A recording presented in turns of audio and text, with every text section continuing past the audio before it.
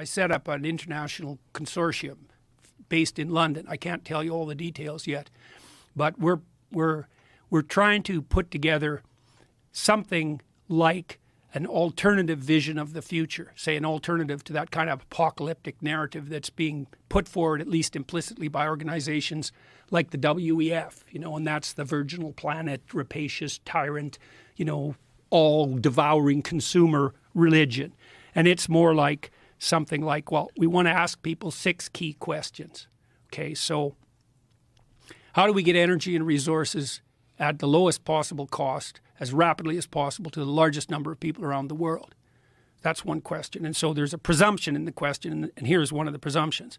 You don't get to save the planet by making energy prices so expensive that no one poor can afford them. That's off the table. So if you want to develop alternative energy sources, no problem. Because, hey, man, the more energy sources we have, the better. But you don't get to impose your utopian vision in the service of your narcissism on the poor. We're going to try to make the poor rich, kind of try to alleviate absolute poverty. Pro-human view on environmental stewardship front. That's the next question. What are the major problems that are confronting us? How do we take a sophisticated multidimensional view of that? How do we prioritize our attempts to establish our states and our international relationships properly so that we prioritize human well-being, in harmony with nature to the degree that's possible, but human-focused and not predicated on the idea that there are too many goddamn mouths on the planet to feed and that you're evil if you just think about having children. So then on the governance front, this is where it gets kind of more left-wing, I would say, is none of the people involved in this consortium so far are very thrilled with global corporate fascist government media and corporation collusion. And we're seeing this at the high end. It's like a Tower of Babel, is that the powerful players in the world are increasingly collaborating to impose a top-down vision of the future on everyone.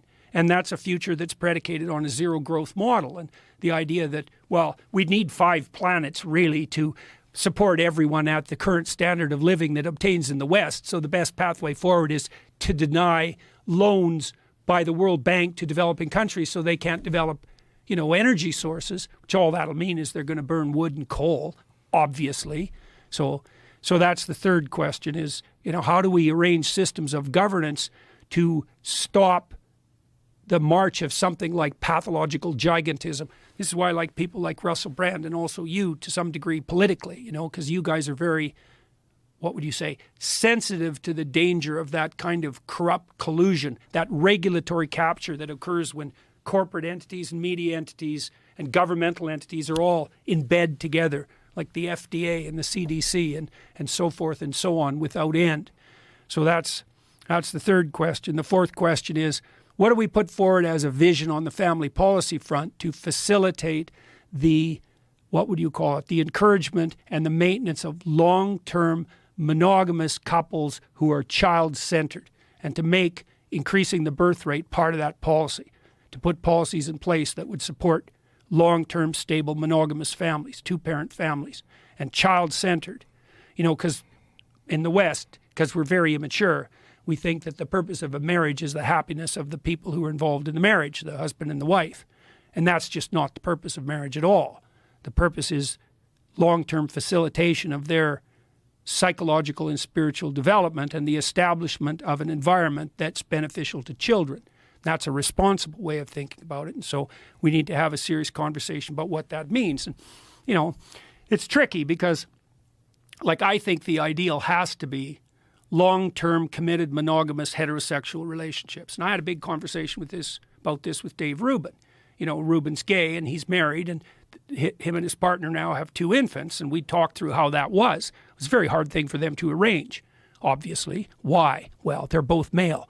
So that poses a severe problem on the reproductive front, right? And so they managed that, and they have 2 infants, but it's very complex, and it's obviously not a solution to the problem of relationship and reproduction that's duplicatable across large numbers of people. It just takes too many resources. Now, I do think we have to have an ideal at the center of every concept. But the ideal can't be too rigid, because people aren't perfect. in my own family, there's lots of people who are divorced. Lots of people, in lots of people's families, there are people who are gay. You know, there are lots of people in unhappy marriages. Nobody attains the ideal. So the ideal has to be surrounded by a fringe of tolerance, but that doesn't mean you sacrifice the ideal. And the ideal has to be, well, we know there's a literature on fatherlessness. You know, it's a bloody catastrophe, fatherlessness, for obvious reasons. You know, human children are complicated. You think you can, maybe if you struggle madly as a single parent, you could do a decent job, and lots of single parents do, but you're asking a lot, you know, for a woman to work 50 hours a week and then spend another 40 hours with her kids, and to do both of those optimally with no help. You know, and we know perfectly well that when women get divorced, especially if they have kids, they tend to fall down the economic hierarchy. So it's very difficult.